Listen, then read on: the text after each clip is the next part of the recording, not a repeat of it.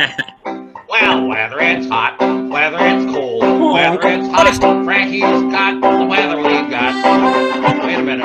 Well, whether it's cold, whether it's hot, Frankie's got the weather, whether or not.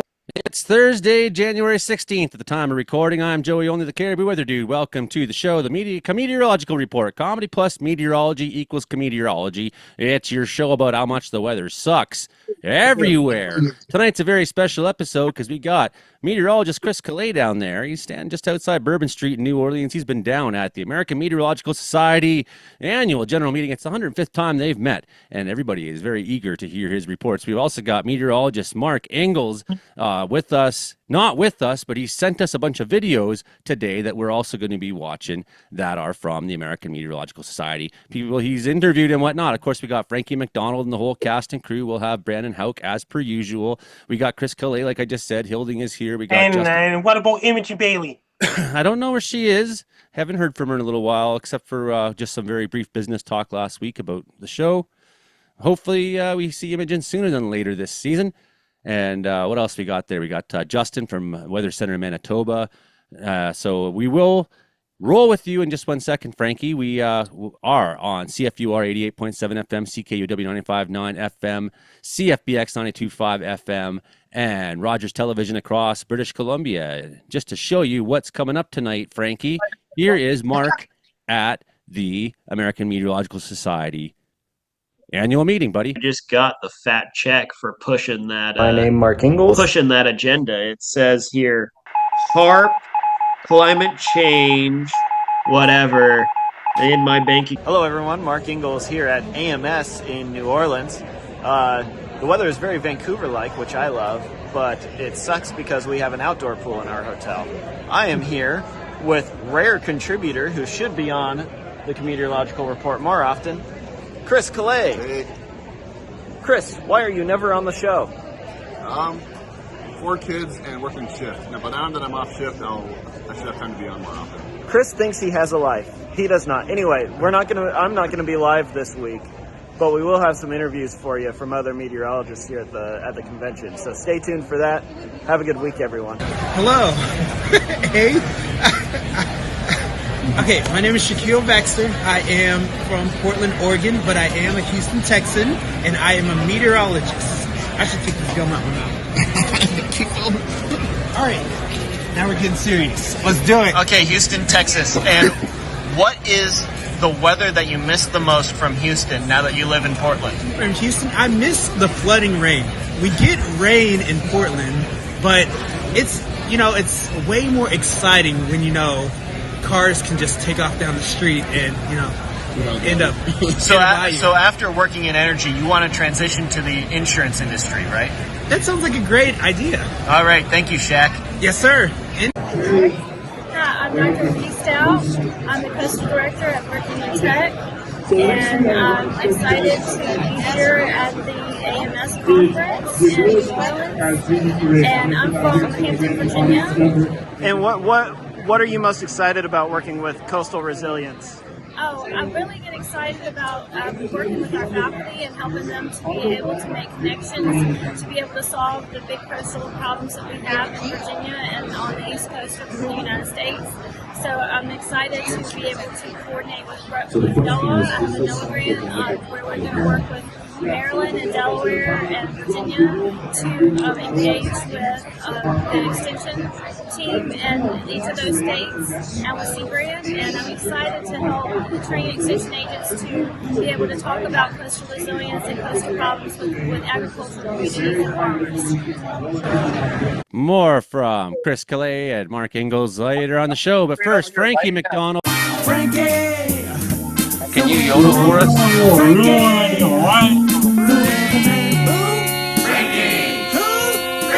Who has the worst weather in the world, Frankie? Ladies and gentlemen, Frankie! How you doing so far, bud? I'm doing great so far. Who's got the worst weather in the world, dude? Somewhere in the planet Earth. And did you hear about this? They had a lot of blizzard conditions in Winnipeg on Friday. I did hear that. We got Justin to talk about that tonight, Frankie. What else? What do you got for Sydney, Nova Scotia, Frankie? Cold outside in Sydney, Nova Scotia right now. It's going to be next week's going to be really, really, really cold temperatures on Monday and Tuesday all across the entire eastern North America. California's getting more Santa Ana winds this week coming.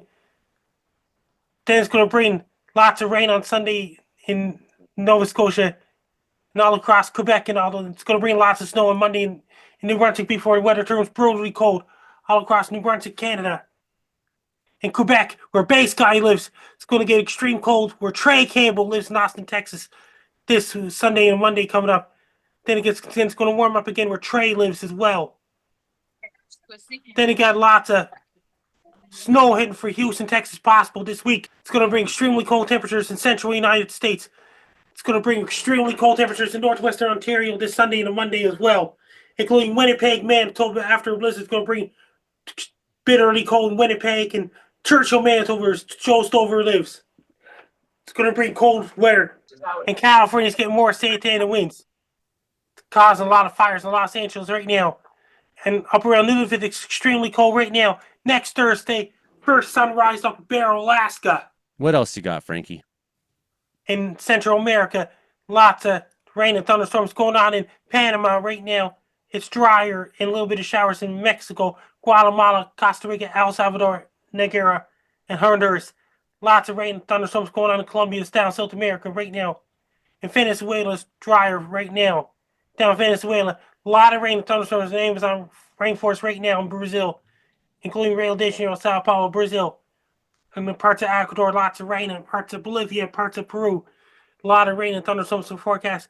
Northern Chile is really dry in northern Chile. Lots of rain going on in southern Chile right now. And in Argentina, then they got warm air, cold air fighting each other in Falkland Islands. Then the southern tip of Argentina, they're getting warm air, cold air fighting each other. And Buenos Aires, Argentina there's some lots of warm weather there right now. It's really hot there right now. It's southern hemisphere summer. Over in Europe right now, it's really warm in England right now. And they got some odd cold weather in Algeria, parts of Libya, with rain in the forecast. And got pockets of cold air in parts of Morocco as well. It's really cold in Italy right now because of odd weather pattern is going on in Europe right now. It's a blocking pattern. Causing warm air in England, Norway, Finland, Sweden right now. It's really cold in Croatia, Bosnia, and all those places right now, including Greece and Albania and Turkey. Then it's going to warm up after that. Then it gets some cold air in Germany next week, including Poland. Lots of snow in the forecast in Helsinki, Finland. And really cold air in Sweden and Norway next week as well, middle of next week as well. Moscow, Russia and Belarus is lots of cold weather in Belarus right now. Then it got some cold air hitting from Moscow, Russia as well. All across Western Pacific, there's lots of cold air in Sapporo, Japan, Tokyo, Japan, Seoul, South Korea, Pyongyang, North Korea, Vladivostok, Russia, northeastern China. Mongolia is extremely cold, so Siberia right now. Hong Kong had fires too, and Taiwan and all those places is showers and thunderstorms right now. And lots of rain and thunderstorms going on in Indonesia right now, Malaysia, Singapore, parts of Philippines as well. It's really dry in it's a chance of showers in Vietnam and Laos right now. It's really dry in Thailand and Cambodia right now. And Papua New Guinea, there's a lot of rain right now in the southern hemisphere rainy season. Bangladesh and India and all those places is really dry right now. In Myanmar, in Sri Lanka, it's getting lots of rain and thunderstorms in Sri Lanka right now. In Pakistan, Afghanistan, Iran, it's really dry right now. Over in Middle East, weather for Middle East is really dry. Saudi Arabia, United Arab Emirates, and Oman, Qatar, and all those places. It's really dry in Egypt right now. And a little bit of rain in forecast in Ghana and Nigeria right now.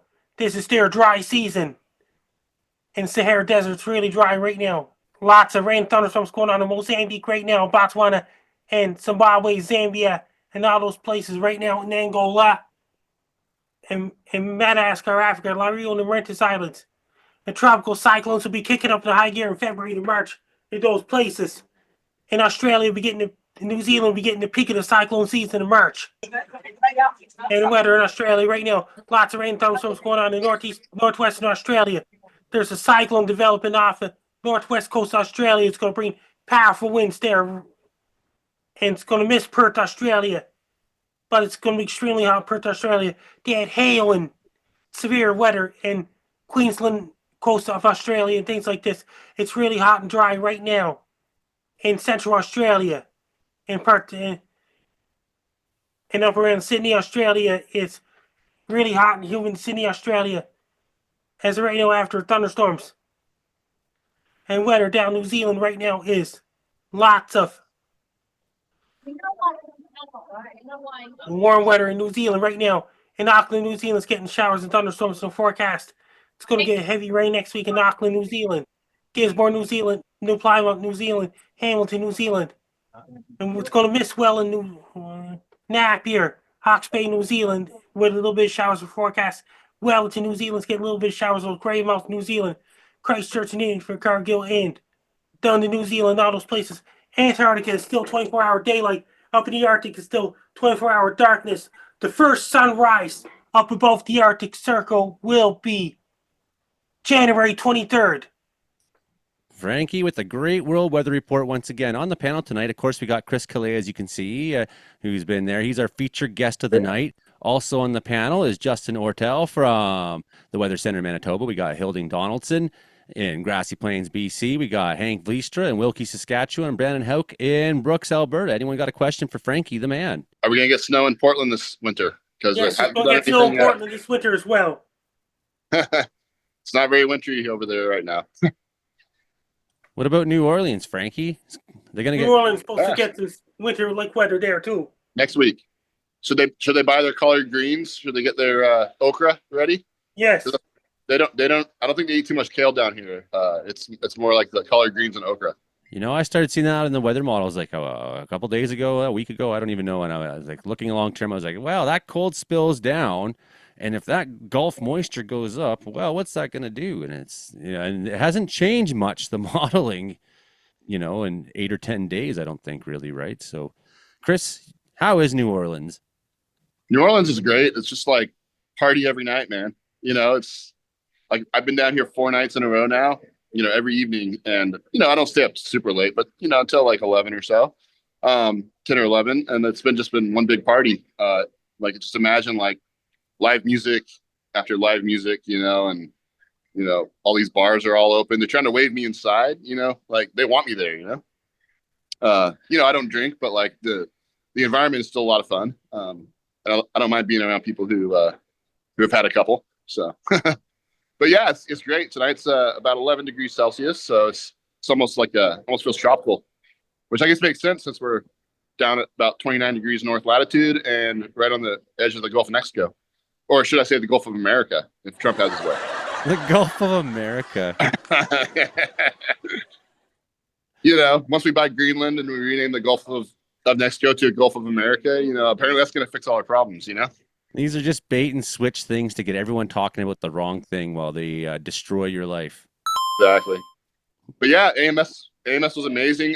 New Orleans is also a food destination. So being that I'm a bit of a foodie, like it was great to get down here and appreciate some good Southern cooking. So probably the single biggest dish for New Orleans is the oyster po' boy, which is almost like a sub sandwich with fried oysters and a bunch of other stuff in it. Special kind of New Orleans Cajun sauce. But man, it hits pretty hard, man. It's great food. This evening I had gumbo. So if you don't know what gumbo is, it's like what they call soul food, It's like you got the red beans and rice, you got the sausage, the smoked sausage in there. You got there was even alligator sausage on the menu. Alligator sausage. So which apparently tastes like chicken. It's just a little more like tough and stringy a little bit, a little bit more of like an aquatic kind of flavor to it, Well, but, chicken has mostly the same DNA as a Tyrannosaurus. Like the closest thing to a Tyrannosaurus is a chicken. Then it goes to reason that Tyrannosaurus is tasted like chicken. Yeah, and so would an alligator, I guess, because they're also one of the largest reptiles, And that's why I think if we can bring them back, we could really solve the food crisis on Earth. Yeah, because we'd all be eating T-Rexes. That's amazing, It's a great idea. Until they go on a rampage and let's destroy a city, with their little T-Rex arms, like yeah, we clawing can at you and But anyways, yeah. if the movies taught me nothing, it's that we'll always win when it comes to dinosaurs in the future. For sure. That's what I got taught in Jurassic Park, you know. Well, you know, we don't have Bill Paxton now, so maybe we'll lose because we don't have Bill Paxton, unfortunately. So yeah, true enough. So you heard it from yourself, Chris Calais. The life of a meteorologist is just party, party, party all the time down there. He's at the AMS conference, and we are going to be talking to him some more tonight about exactly, well, he got to lead a symposium, a panel himself. So, I mean, that's pretty cool. We got a guy on here who led a panel, so we're going to get him to talk about that a little bit too. Before we do, though, I think it's time that we discuss some things over there in Brooks, Alberta. It's this part of the world where things tend to happen, and this guy has to do the talking for them. The Brandon Houck Report. Oh, hi. This is the Brandon Houck Report. Brought to you by Smoking Good Barbecue. Now, Brandon, on a side note, there was a big fire in Prince George today. I'm just seeing in the comments. We'll talk about that in a little bit later. A major secondhand store burned down in Prince George today. Talk about that a little later. How about you, bro? What's the news in Brooks, Alberta, Brandon? Well, we're having a smoking good time tonight. That is for sure across the province of Alberta with wild weather. Like this whole week's been pretty quiet. We've had above average temperatures throughout the week. And yesterday we got up to about 9 degrees. Snow started melting just a little bit. Some areas in the southwestern corner got up to 11 degrees. The same temperatures in New Orleans, Louisiana tonight. So we've been pretty balmy here, to say the least. But that's all going to change as the tables have turned today. Big time across the province. And we had this morning low pressure, the Alberta Clipper system. That's going to change everybody's weather across North America in the next 24 to 48 hours. Well, it is packing a punch, and it's currently packing a punch right at this hour. So I've been quite busy with the with all of the stuff that's been going on in central region of the province here. So we'll break down what's been going down so far. But earlier today we had the snow squall activity ramping up into from about Whitecourt down towards Edmonton this morning. It wasn't too bad, but still produced a bit of poor visibility earlier today in a few spots, and even a very convective as well. Felt like a kind of the day where you get thunderstorms, but we didn't get any lightning. We were hoping we'd get any thunder snow out of this activity because we even had a bit of a shelf cloud with that squall line that went through earlier today. So that was about 8 o'clock this morning that ripped into the Edmonton area. The same cold front today actually rushed its way across the rest of southern Alberta. So reached Edmonton at 8 o'clock. And then eventually it moved into our area just after lunch there. As we were about 7-8 degrees at noon. The wind was calm. And all of a sudden you see this band of cumulus clouds start rolling in. And next thing you know, whoosh!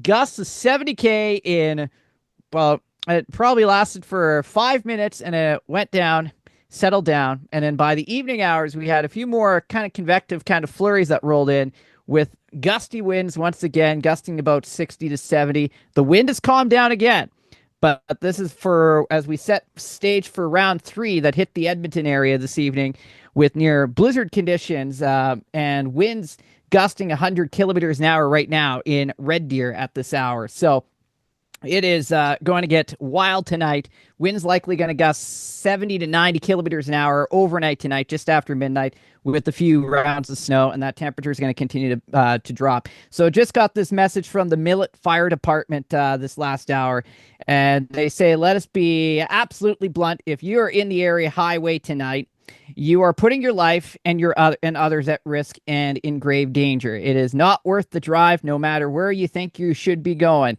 We have heard that the streets look clear in Leduc and Wetaskiwin, but let us assure you, the moment you hit the open highway, it is treacherous and zero visibility. They're on the scene on the motor vehicle collision on the 814 north of Highway 616. The wind and the snow are almost too much for responders to be standing in while they work in these conditions. So it's gone dire very, very quickly tonight, and that's going to be the case overnight tonight across the prairie provinces. And the same system is going to impact Saskatchewan, Manitoba, with potential blizzard conditions tonight into tomorrow as well. It's going to be a fast-moving system, but it's going to pack a punch, and that's what it's been doing throughout the day today. And then finally, we got the cold Arctic air mass that's going to descend from the north pretty much over the next couple of days. We're going to be dealing with temperatures plunging by Sunday, daytime highs in the -20s, and overnight lows in the -30s, and wind chills feeling like -40 in many locations across Alberta, Saskatchewan, Manitoba.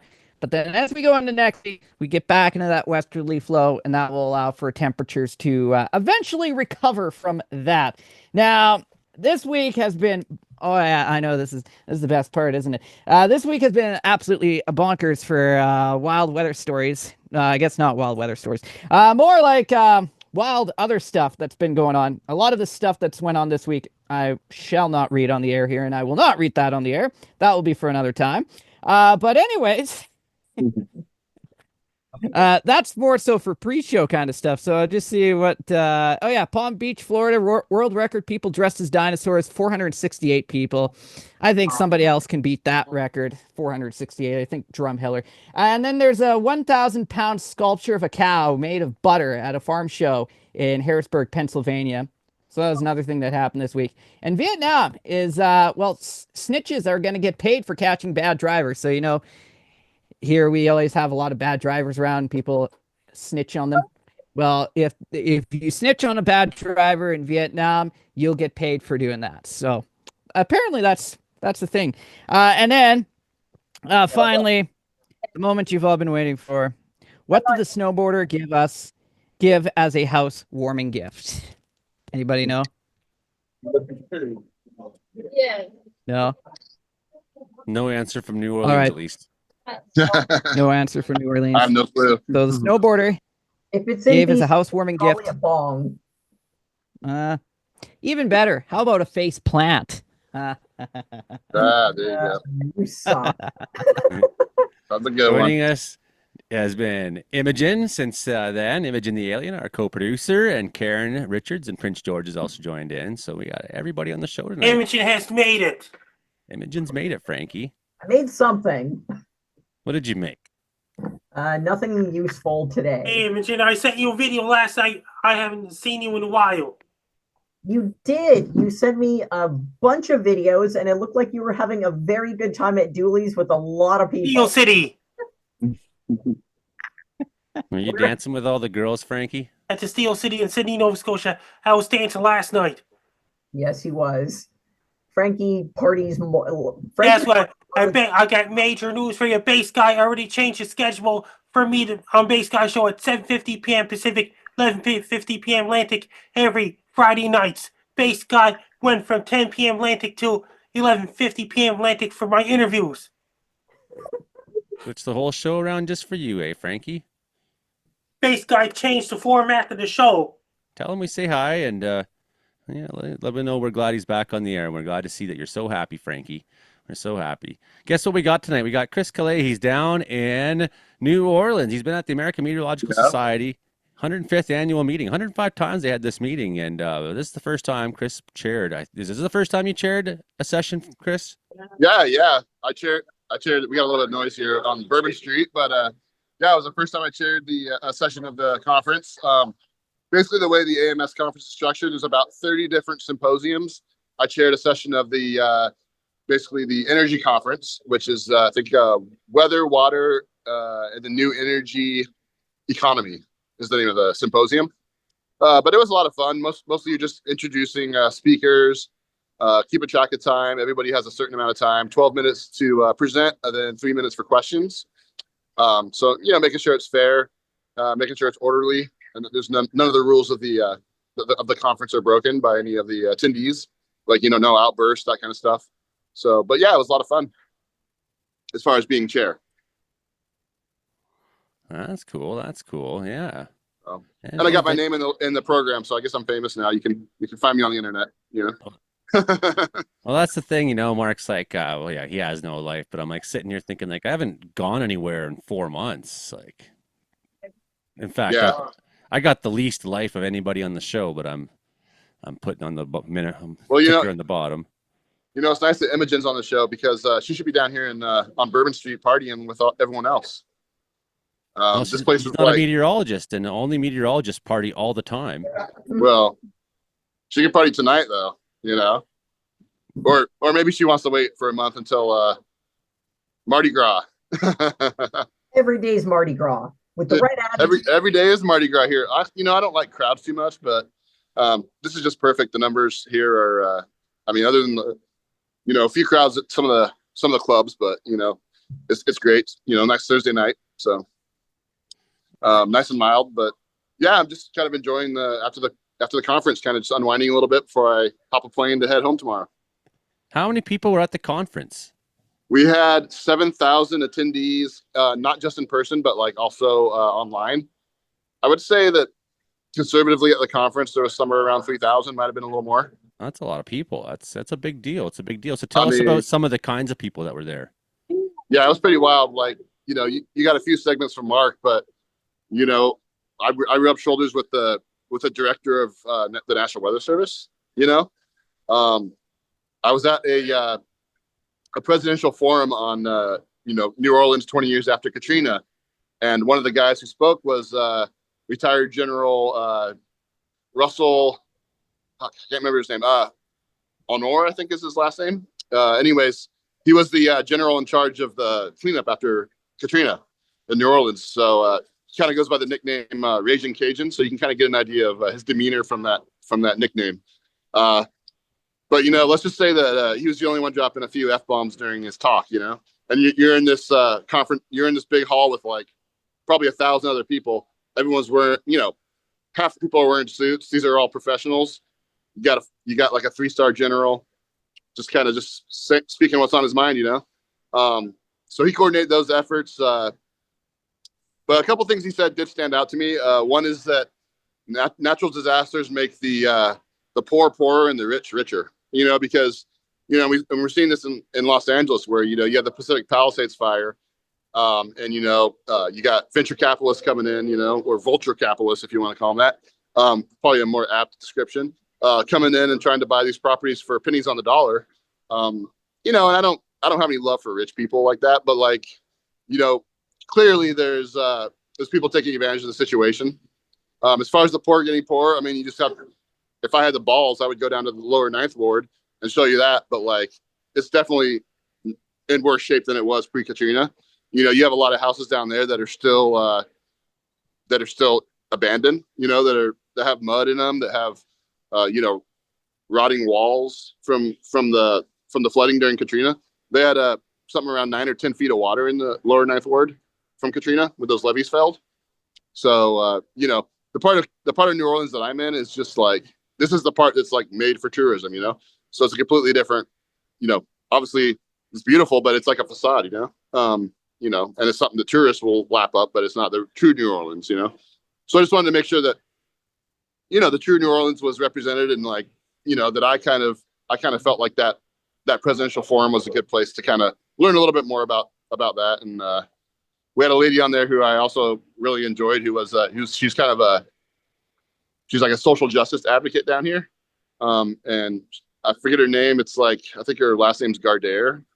But like, she had some really good stuff about kind of how we need to come together, that like, social justice isn't just about, it's not a racial thing. It's about, ending injustices, and ending inequities that exist, systemic inequities that exist in our society.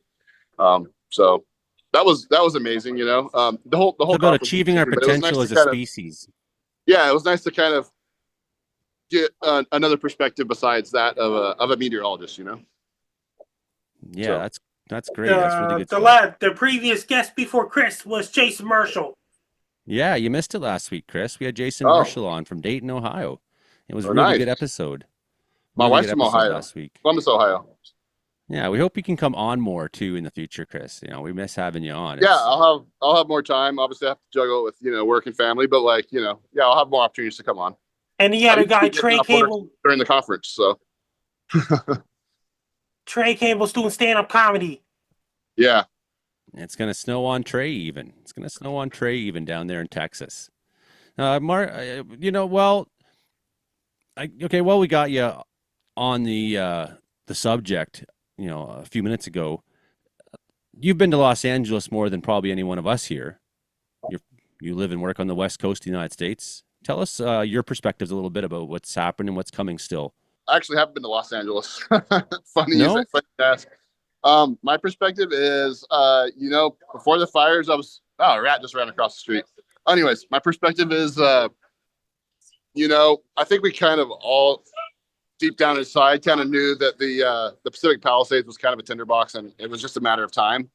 There's still investigations as to whether this was like, power lines that went down and started the fire, or whether it was, someone who threw a cigarette out the window. There's a little trailhead up kind of where the fire started. Or whether this was actual arson, but clearly it was not, lightning caused or anything like that. But, Los Angeles is no stranger to fires, but, in the past, and I don't want to make this political because I don't think it's a political issue here, but, there has been, some probably mismanagement of, our public lands around Los Angeles, and especially in the context of like, clearing a lot of that brush. Some of it's, obviously naturally caused, but other of it is just kind of mismanagement by officials and by others. And then, homeowners need to be fire smart, kind of, keeping the vegetation away from their homes, that's part of the battle. Like, you talk to firefighters down there, they can't save a house where the owner, basically has like pass for the fire to go directly to the house, from the hillside or the brush all the way to the house without, skipping a beat, So, having fire breaks, not a true fire break, but like just having it kind of designed where you have what they use down there a lot is like xeriscaping, which is like, rocks and stuff, have a zone where there's not vegetation. So the fire hopefully doesn't spread to your house. So Whether someone lights a match or not, intentionally or not, when you have the fire weather conditions on side, there's really not much you can do. And we have a situation where increasingly across, especially the West, but also north, far north, we're getting a situation where fires are ripping at a level and with an anger we haven't seen before. We're going to come back to you in a minute because I want to jump around to some of the other guys, knowing that I know that Justin and Hank both have questions for you. And we're going to go, I guess, because Hank's not muted right now. I'll go with Hank. Hank Leistra in Wilkie, Saskatchewan. A blizzard is going on out there in the world. Tell us how it's experienced in Wilkie. I wouldn't call it a blizzard out here, but there is blowing snow causing problems on the roads. I don't know exactly how bad it is. Sounds like when we heard from Brandon that it's a little worse on the Alberta side, but it's the snow is quite warm here, so the snow is kind of slushy, and it's a little bit hard when it's slushy like that. It doesn't blow as well, so it's only a moderate issue out here at the moment, but it is not fun to be on the highways tonight. I think there's wind warnings down in Medicine Hat area tonight. They have a really strong wind down there. Oh. But it's good to see Chris and everybody had a good event down there in New Orleans. Hey, you got any questions for Chris? Chris is low on battery. He's got 10 minutes, so we got to get those questions in. Oh, sorry. I'm getting technical difficulties here. Don't apparently have video at the moment. Try to get it back here. All right, we'll get back to you. Answer the questions. I'm still available on audio, so we can hear you. Terrible TV when we can't see your face. Yeah, it says I'm on safe driving mode or some shit. Let me see here. Maybe I'll try to get back on or something here. Oh, there we go. Here we go. Apparently, I thought I was driving a car. Oh, yeah. Can you guys see me now? I can see you. Yeah. I can see you're not driving. Do you know what it was like downtown there during Katrina? Was it really bad down there? Or? So the French Quarter did not flood because it's about 5 meters above sea level here. But like I would say probably 60% of the city flooded. The reason why the French Quarter didn't flood is because this is the old city and the French were smart enough apparently to build it above sea level. But what happened is over the years or centuries or whatever, they started to spread some of these neighborhoods started to spread into what used to be swamps around the original city. So they would drain those swamps, and then they would build these levees to kind of essentially turn into dry ground, and then they'd build houses there, etc. So yeah, so this part of New Orleans wasn't too affected. We did have Category 2, borderline Category 3 winds, I believe. So gusting probably in the 120 to 150 kilometer per hour range, I would say. Maybe a little bit higher. I'm a little hazy on the conversion there, but in that range. But yeah, it was definitely life changing for a lot of people here because New Orleans traditionally does not really very often get a direct hit by a hurricane. In '69, Camille hit Bay St. Louis, which is a little bit east of here. But the worst of Hurricane Camille was to the east of the eye. The upper right quadrant and the lower right quadrant with the onshore flow, the onshore winds there.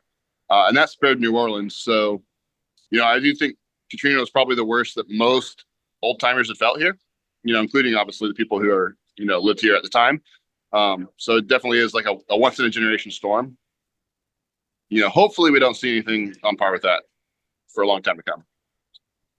Hey, Yeah. Imogen, do you think that New Orleans and Victoria have in common that it's like sort of this touristy vibe, real touristy, and everyone goes to there, and then but they don't really go down the road and look at how bad it is in Nanaimo?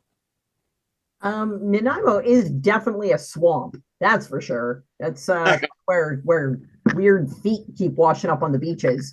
It's a strange thing, but Nanaimo is kind of good for that. I don't know if New Orleans has that, but I know that you can get a lot more beads for a lot less work where Chris is. A year ago, Yeah, definitely. A year ago, solar eclipse reached Sydney, Nova Scotia on April 8, 2024. I remember that. That was pretty cool, wasn't it, Frankie? Pretty cool. What about you, Justin Ortel? You got your blizzard conditions going on there coming to you soon, and I know you got questions for Chris. Yes, man, it's been a roller coaster with the weather lately here. It's like you said, pre-show record warmth, and then we're just blasting down. Going to be pretty cold starting tomorrow into Saturday. Got a pretty strong Arctic high coming down. But yeah, there hasn't really been a lot for snow lately. I enjoy Hank's point about, yes, it could be a blizzard or quite a bit of blowing snow, but the temperatures have been warm lately, so there'll be a layer on the surface where maybe the snow won't blow as much because there's been melting, and then some of that snow is kind of being held to the surface. But I do think that tomorrow around Winnipeg and the Red River Valley, it's going to be pretty bad. Environment and Climate Change Canada actually put in their warning that travel is basically going to be impossible tomorrow morning in the Red River Valley. And then that's strong wording from that agency to say that. So I think it's going to be pretty bad.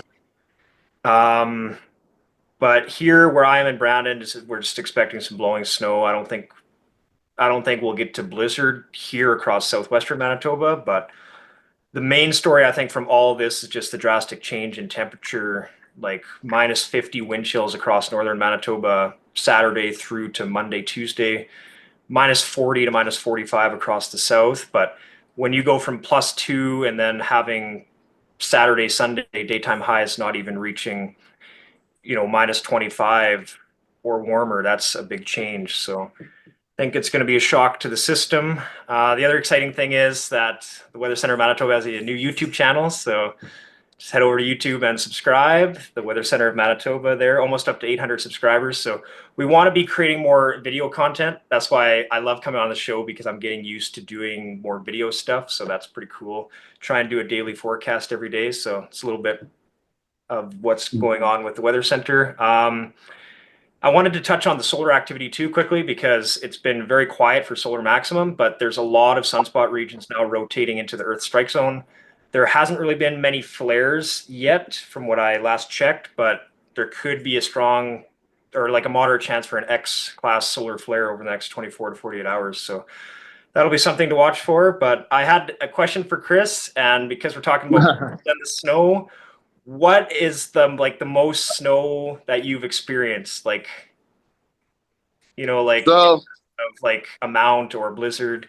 So I've been up to Mount Rainier as a kid, quite a few times. And I think the most that I've seen on the ground up there is about 12 feet. So I don't know. That would be like maybe 3 meters, 4 meters, somewhere in that range. But in terms of like where people live, I think I'd say Island Park, Idaho. Back in, I think about 2007. I was driving for a shuttle company, and so I'd take people from up there down to the airport and all that kind of stuff. And I think I saw like right around like 1.5 or 2 meters on the ground there. So yeah, I mean, so I'm no stranger to some decent snow. Obviously, I don't see it as much where I live, but our mountains do get hammered really good, just because of being so close to the ocean. I love that we've been pretty snowy here in Brandon, like Manitoba, where I am this year. But Mike, like 200 kilometers east of me, like he's just been complaining because there's like a snow drought. Like they hardly have anything compared to where I am. So it's quite a drastic change across the province. Hey, Weather Comedy Report people, welcome to a beautiful afternoon here in Winnipeg.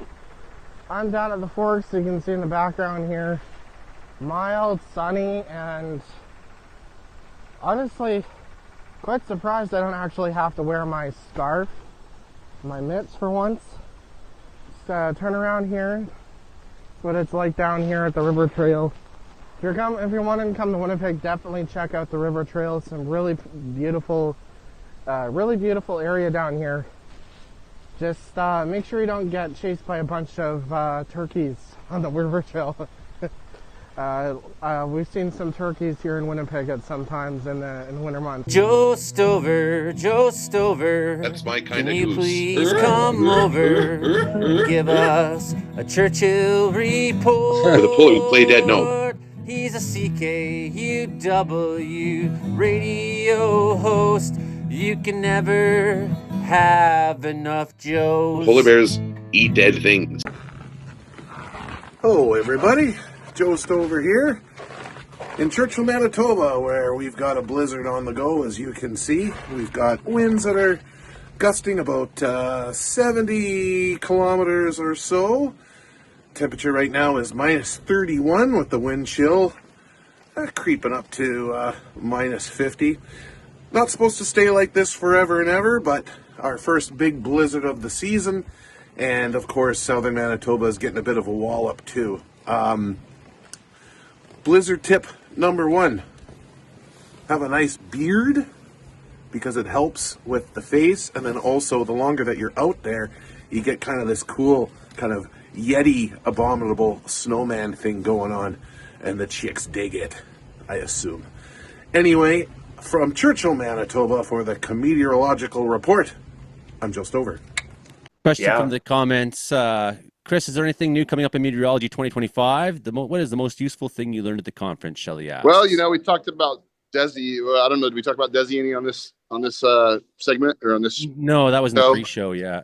Okay, but anyways, yeah, you got DESI. That's really cool.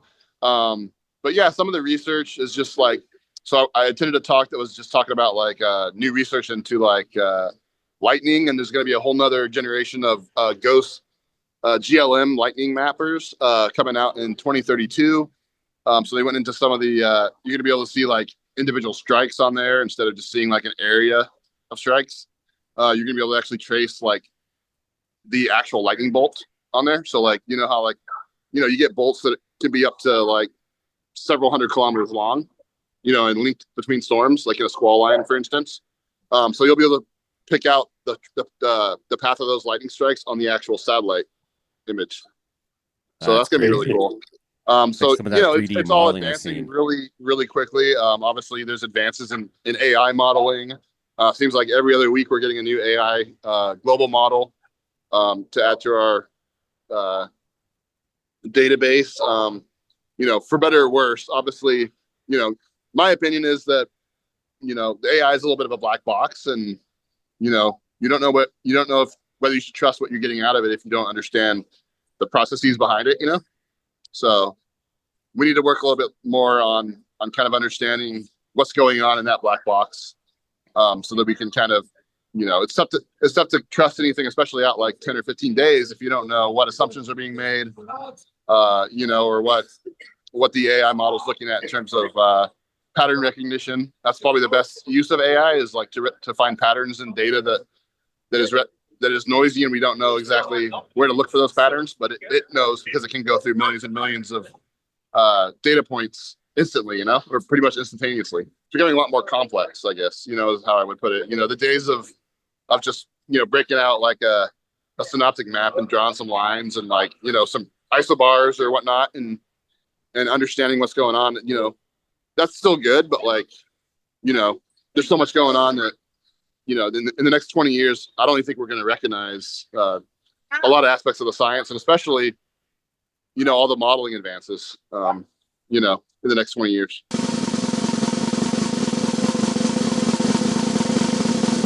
My name is Sean Riley. I am the technology coordinator for the School of Meteorology at the University of Oklahoma. The Oklahoma Weather Lab is an incredible student-ran, student-led operational forecasting group where we do 24/7 operations and forecasts for Norman, Oklahoma, Rogue River, Oregon, and Key West, Florida. The students get a great opportunity to look at all sorts of different weather patterns being part of the organization. Charlie Phillips. I am a graduate student at Iowa State University pursuing a PhD in power systems engineering. My bachelor's is actually in meteorology, and I worked in the utility industry as a meteorologist for 8 years and also worked as a power trader for a utility as well. So the reason why I'm now doing electrical engineering is because I want to focus on long-term planning for power systems that incorporate high penetrations of renewable energy and making them more resilient to severe weather events. So the power systems community and the meteorological community need to be more intertwined. I have some power systems experience already from working in the utility industry. I have a strong meteorology background, so I hope with this PhD in electrical engineering, I'll be able to eventually work on creating more organized markets and helping integrate renewable energy into the power system of the 21st century.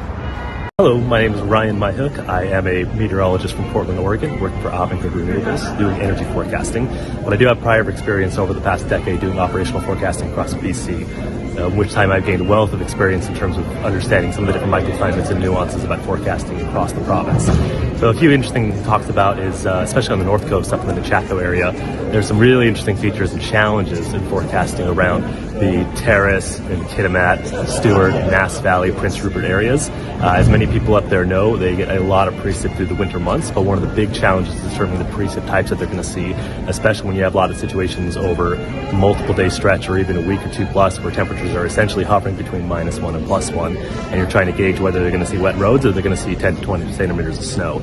So really, when we look at those kind of situations, it's almost a case where sometimes you have to throw out the idea of snow levels and you have to really just think about onshore winds versus offshore winds. There's a lot of situations we see, especially when we look at Stewart, for example, or if you look at areas from Terrace down to Kitimat, where even if all the other signals are going to say that you might be seeing rain, if you've got some offshore winds that are going to be blowing from the east and the northeast, sometimes it can be really difficult to warm them up. And I've seen a lot of situations where a lot of people can expect to see rain in a lot of situations, but instead you're ended up seeing significant snowfall that's accumulating across the area. And the reverse happens as well. I've seen situations where a lot of the models and a lot of the overall consensus might be, it looks like we're going to see a lot of snow, but the winds are onshore, and as long as you've got that southerly wind coming up through Stewart and that southerly wind coming up through Kitimat, really hard to turn that over and actually get it cold enough to do that. So I've seen forecasts bust where they say 10, 20 centimeters of snow, but suddenly you've got wet roads throughout the whole area.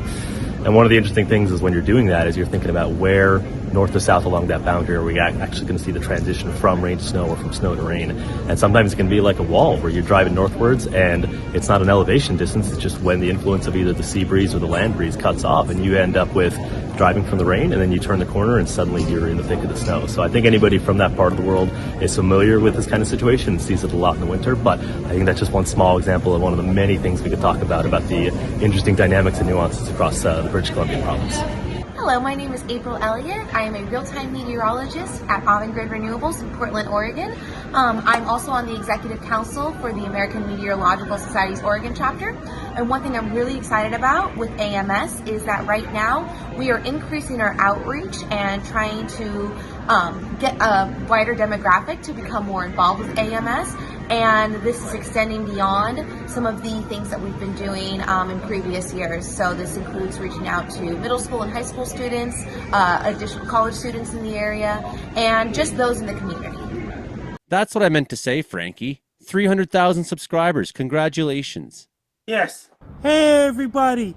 Breaking news! My YouTube channel, Dogs and Wolves, now have reached up to 300,000 subscribers. I repeat, my YouTube channel, Dogs and Wolves, now reached up to 300,000 subscribers. Now I have 300,000 subscribers on my YouTube channel as of right now for Franktown. This is Frankie McDowell, my own TV station live in Sydney, Nova Scotia. St. Anna winds is continuing in Los Angeles, California, rest of Southern California. As for January 14, 2025, it's going to last for the next few days, and fire is going to spread westward direction, northwest of Los Angeles. It's going to continue burning and things like this. Make sure have your firemen ready and have your helicopters ready and have your hose ready to put out the fire with a lot of water.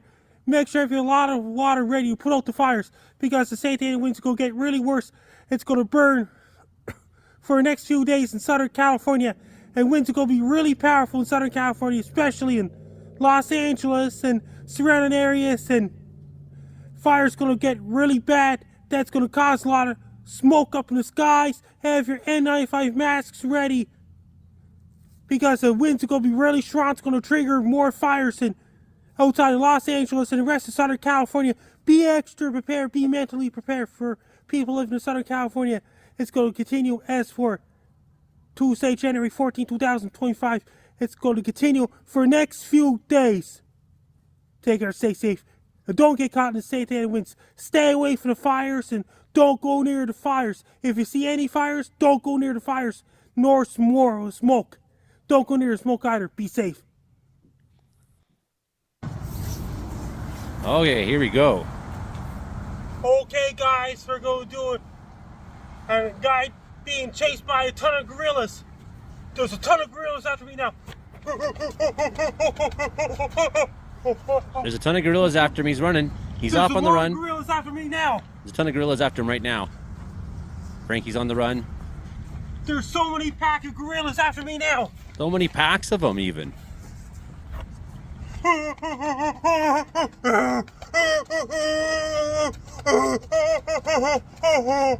There's a lot of gorillas after me now. There's a ton of it. A ton of them. These Look out. gorillas cannot stop chasing me. Get out of there, Frankie.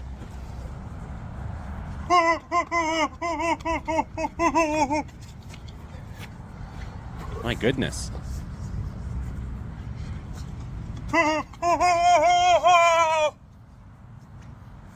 That was awesome.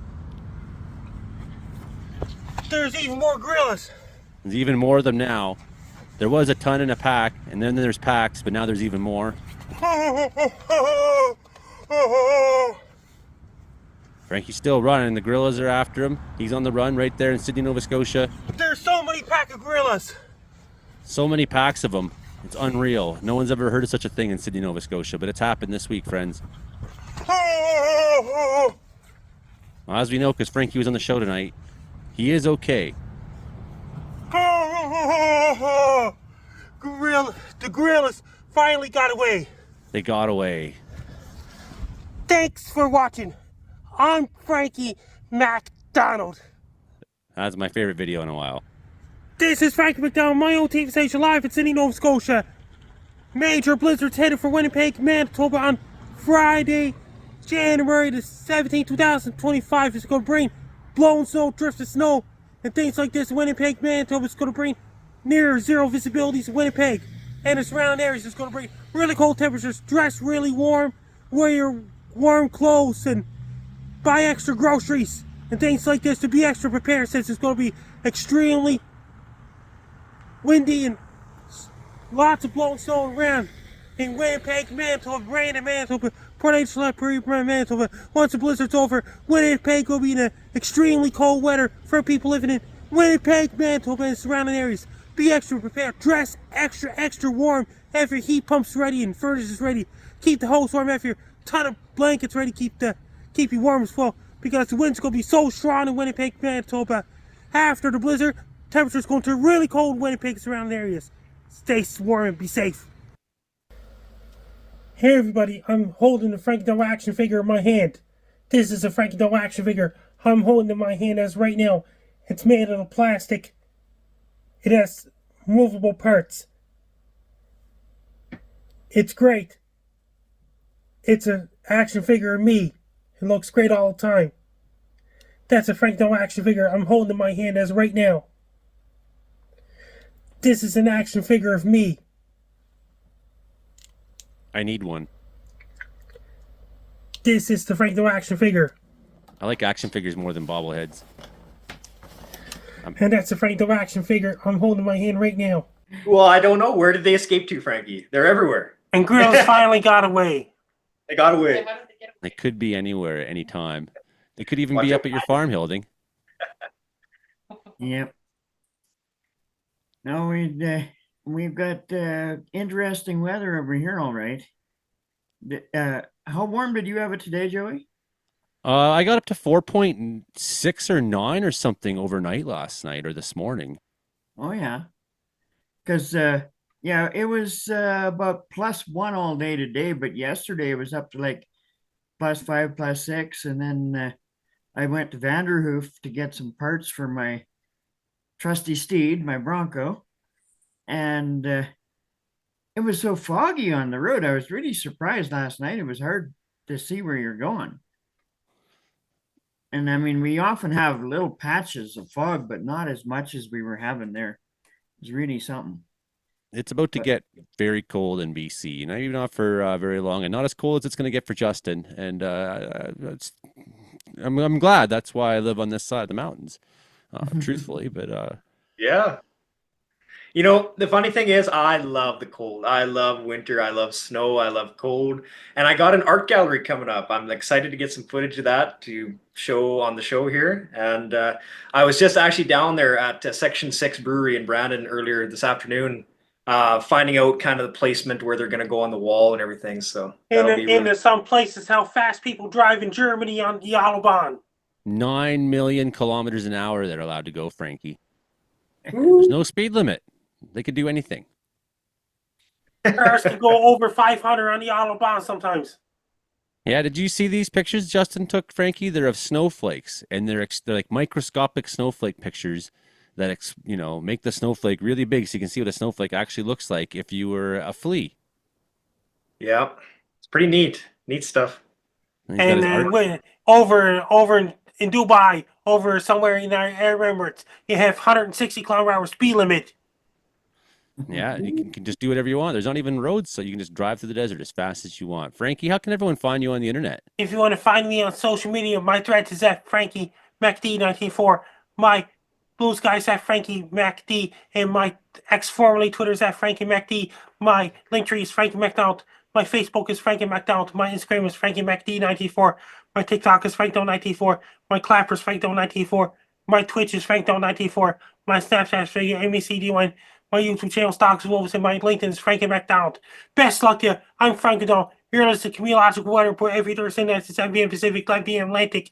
And Base Sky showed on Friday, January 17, 2025 at 11:50 p.m. Atlantic, 7:50 p.m. Pacific. Base Sky show, my segment. And did you hear about this? Forest fires will return in the summer in interior British Columbia. I did hear about that, Frankie. I did, and I'm the one talking about it. I'm wearing my Granite Mountain Hotshots hat actually tonight that my friends from California gave me when I was. They came here to fight fires with us, and you know what I think, Frankie? That's where Trevor lives. I think if they come here and fight fires with us all the time, we always have to return the favor. That's the way it is, and people shouldn't get all political about that. I know there's a lot of things going on in the world, and Americans saying crazy things, but us going down there to help in Los Angeles is no different than them coming to help here. That means that you could even meet Trevor in person. Maybe someday I could. Maybe someday. I don't think I'll be going to fight fires in California ever. I don't have that kind of rank. Anaheim, Riverside, Orange County, California. I'm just a lowly contract leader, but hey, I'm good at what I do, and I love the work. That's what I do. And that's Comedy Meteorology Report. I'm Joey Only here. Well, again, if you've been watching us on the Caribbean Weather Dude YouTube channel or hearing us on Spotify or, all of your podcasting platforms, Apple and places like that, you can find the podcast now on there. And of course, hearing us on radio stations in Prince George and Winnipeg and Kamloops, thank you. And to Rogers Television, thank you here in British Columbia. That is the show, I think, this week, Frankie. That's Unless anyone's got something better to say, that's the show, I think. That's the show.